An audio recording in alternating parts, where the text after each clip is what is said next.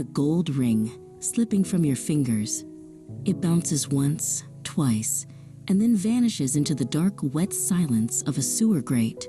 That cold, sinking feeling in your chest isn't just sadness. It is an ancient, biological alarm. Now imagine finding that very same ring on the sidewalk a week later. You feel a rush of relief, a spark of genuine joy. But if you're honest with yourself, the warmth of the win doesn't quite match the crushing weight of the moment you lost it. The math of our hearts is strangely lopsided. You might think you're just being pessimistic or perhaps ungrateful, but you aren't alone. This asymmetry of emotion is a universal human signature. We are hardwired to feel the sting of a loss twice as sharply as we feel the thrill of an equivalent gain.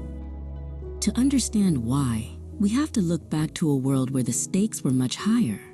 For our ancestor, Orin, the math was simple.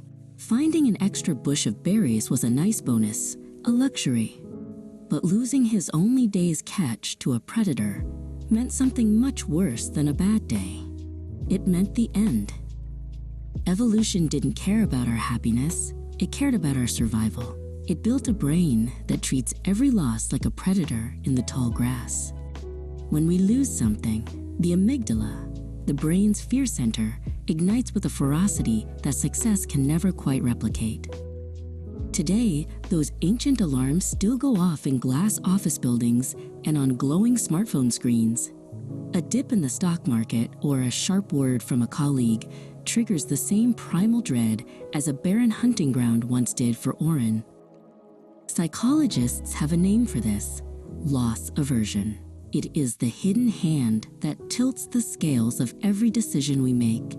We aren't actually seeking to win as much as we are desperately trying to protect what we already have.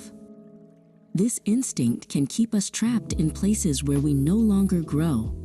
We stay in unfulfilling jobs or stagnant relationships because the loss of leaving feels more painful than the gain of a new beginning. We often choose the safety of a known misery over the risk of an unknown joy. It's important to remember, your brain isn't being dramatic or irrational.